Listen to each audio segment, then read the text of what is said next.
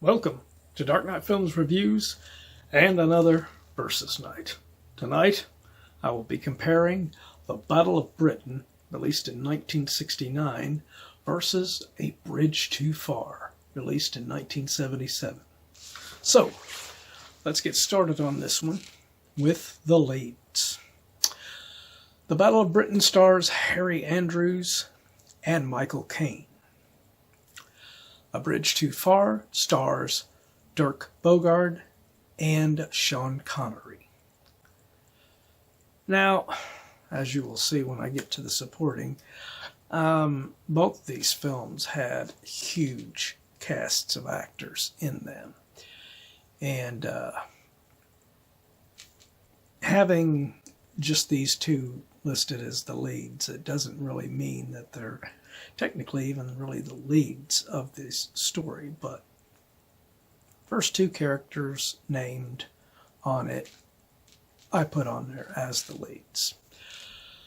But technically, neither one of these films really has a lead. Harry Andrews, though lesser known than a lot of these that you will hear on this, does a very good job in his portrayal, although I don't think his portrayal is near as good as Michael Caine's in the same film. On the other side, on A Bridge Too Far, Dirk Bogarde, although a great actor, I don't think this script did him any justice at all here. I mean, it wrote this historical figure that he is playing as a complete dumbass. He is warned that there are tanks there. The Germans have a large patrol of tanks hidden in the brush, in the trees and everything. And he completely ignores it and endangers all of his troops. And basically ends up getting a lot of soldiers killed in this attack.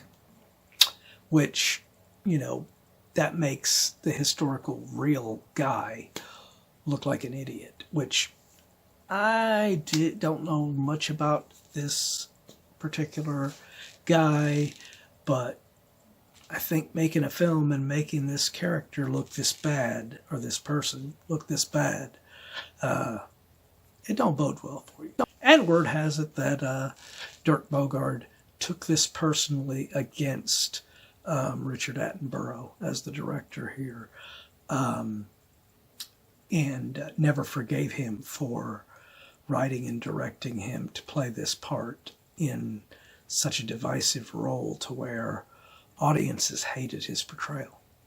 Sean Connery does a lot better in this and is portrayed really well as his character, even though his character is made to look pretty incompetent too. But due to the fact that things are out of his control, though, he's trying to do the best he can do. I'm actually going to go with, for this one, I am going to go with The Battle of Britain. I think Harry Andrews and Michael Caine were done a lot more justice in their portrayals of their characters than what Dirk Bogarde and Sean Connery were. Even though, you know, Dirk Bogarde's probably a bigger actor than what Harry Andrews is.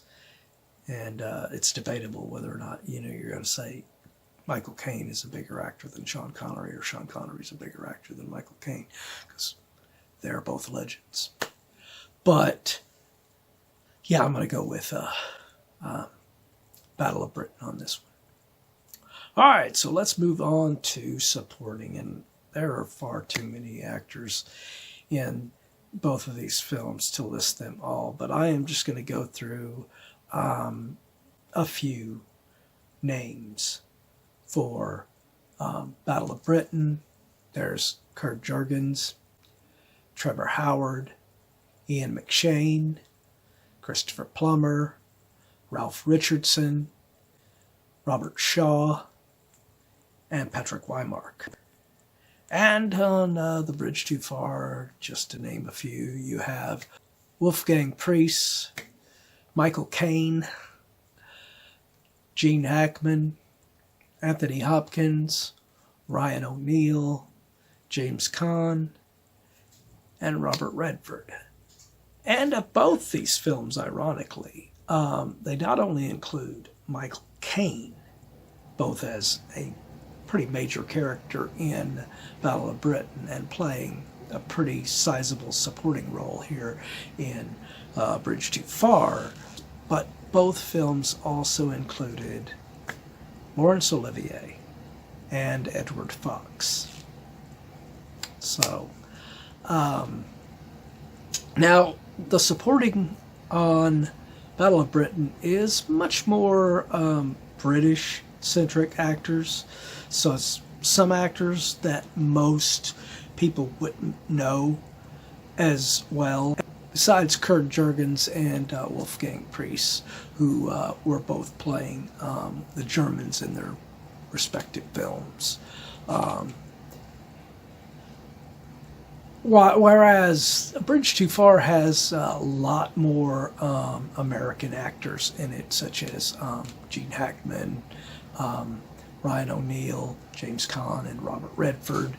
And Robert Redford's part is, he doesn't even get introduced till near the end of A Bridge Too Far. And in a movie that is almost 3 hours long, you having to wait that long for him to pop up, and he only has a couple of scenes in that time period, probably about maybe 5 minutes of screen time, and then he's gone. He's done. I hate roles like that in these kind of films. But James Caan has a very good part in A Bridge Too Far. He's one of the standouts.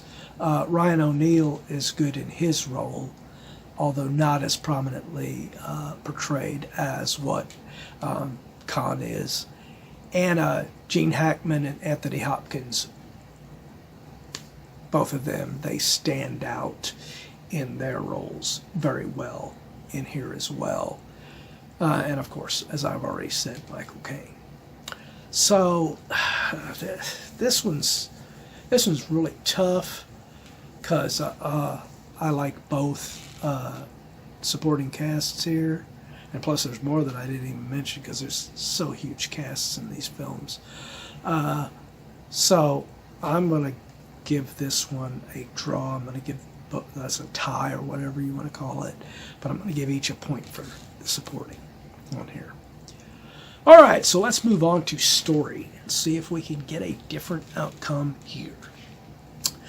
The story on the Battle of Britain is following, as the title suggests, the Battle of Britain. Whereas the story on A Bridge Too Far, it is following this failed battle attempt to attack, I think it's 5 different bridges by many different troops, and it was such a failure of an attack. It's not a very enjoyable story to sit and watch because of that. This is not a whereas Battle of Britain is a bit more of a victory by the end of it, where you have a victory. You don't have a real victory in A Bridge Too Far. Both the movies are long and everything, but one thing about Battle of Britain, it is written kind of more like, it felt like to me that it was originally intended to be like a teleplay it was written as, but they just decided to expand it and make it into an actual theatrical film. But out of these two, for the story, I'm going to give this one to Battle of Britain. Even though it feels like this weird teleplay that was converted into a theatrical film, I still think it has a better outcome, and it's better. It's more of a enjoyable watch than what A Bridge Too Far is. All right, so let's move on to direction and see if we can get our final winner here.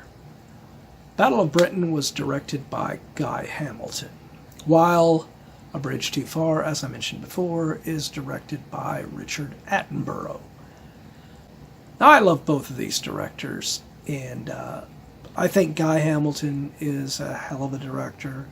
He directed some Bond films and did pretty well with them. And not too shabby.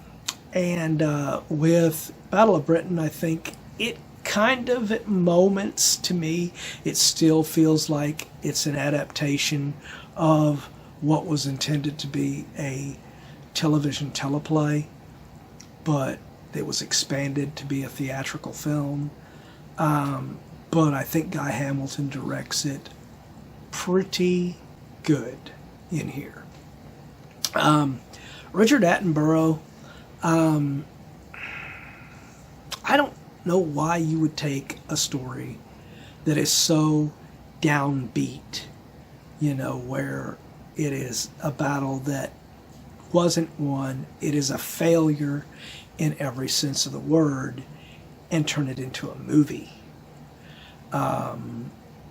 Not many people want to go to the movies to see a nearly 3-hour movie to see a downer of an ending to where nobody, really wins this thing. It was a colossal failure. Like I said, the way that Richard Attenborough directed Dirk Bogart's character, making him such a arrogant prick that caused all these men to die in this failed battle when it could have been avoided, apparently, from what we got in the writing of this story. It just, it's not very interesting of a film. I wasn't too impressed with A Bridge Too Far, other than the fact that I really did like some of the performances here and there. It's just too long of a movie, and it is a downer of a film. So, I'm going to give this one to Battle of Britain as well. So, that gives our final winner for the night, the Battle of Britain, with a score of 4-1. Now, this one, unlike a lot of others,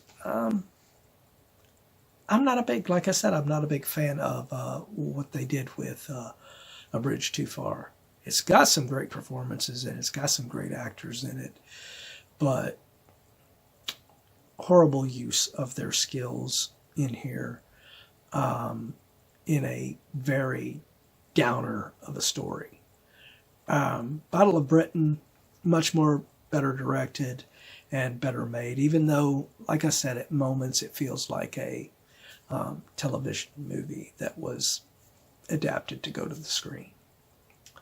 But what do you guys think of these two films? Do you agree with my assessment? Do you disagree?